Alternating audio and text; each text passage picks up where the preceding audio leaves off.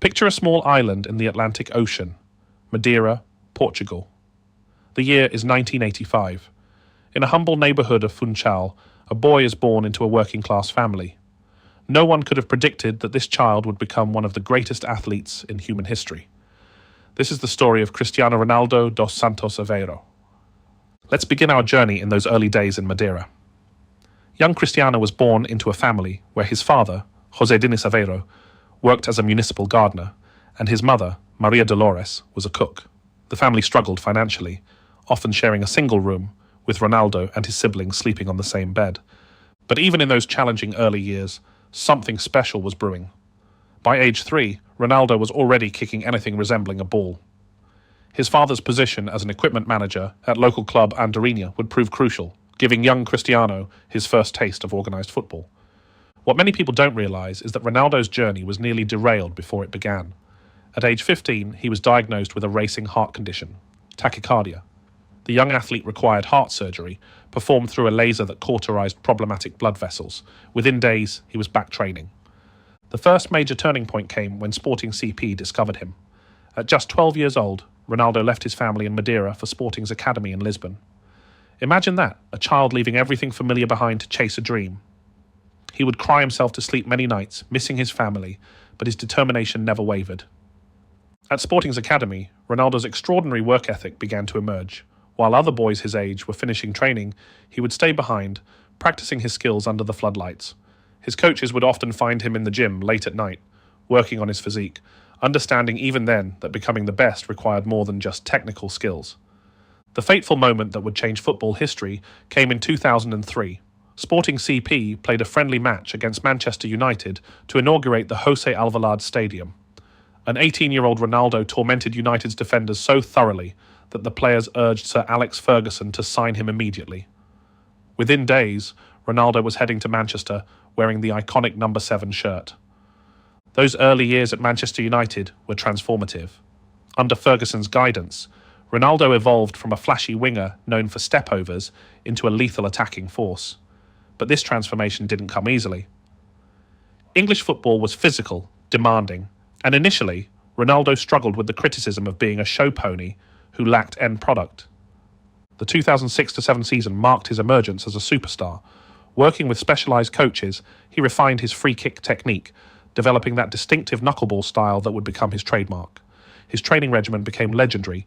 He would arrive first and leave last, often practicing free kicks for hours after regular training. The 2007-08 season was when everything clicked. 42 goals across all competitions, a Premier League title, and the Champions League trophy. Ronaldo had arrived at the summit of world football, winning his first Ballon d'Or.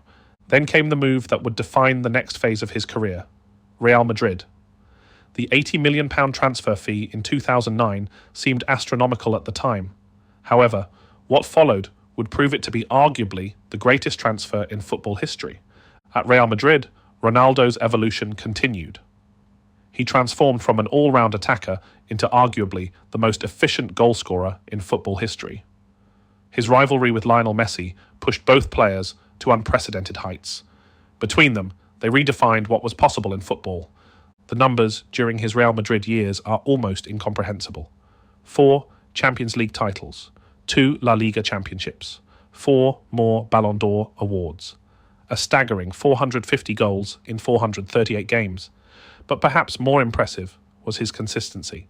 The ability to perform at the highest level year after year, barely missing games through injury. Let's talk about his training regime during these years. Ronaldo's dedication to physical excellence bordered on obsession.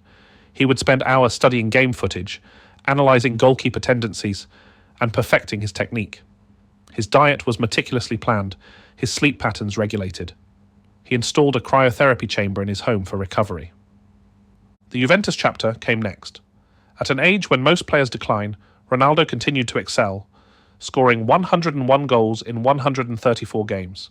His aerial ability, already remarkable, seemed to improve even further. His jumping height and hang time were studied by sports scientists, who found his leap comparable to NBA players. His international career with Portugal deserves special mention. The heartbreak of losing the Euro 2004 final on home soil transformed into triumph at Euro 2016. The tears of disappointment became tears of joy, as he led his nation to their first major trophy, albeit from the sidelines after an injury in the final. The Al Nassr chapter represents a new phase in his career. Many questioned this move, but it demonstrated Ronaldo's ability to transform challenges into opportunities.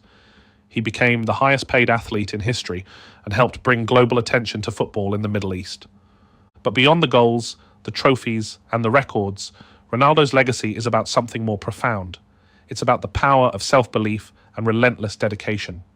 The skinny boy from Madeira transformed himself through sheer will and hard work into a global icon. His influence extends far beyond football. Ronaldo has become a global brand, a social media phenomenon with over 800 million followers across platforms. His business ventures, from hotels to fitness centres, show his understanding of legacy building beyond sport. The criticism he's faced throughout his career, being called arrogant, self-centred, or too focused on individual achievements, perhaps misses the point.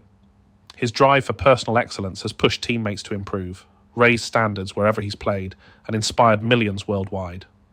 As we reflect on Ronaldo's career, it's worth considering the broader impact he's had on football. He revolutionised the role of the modern forward, showing that a player could combine flair with ruthless efficiency.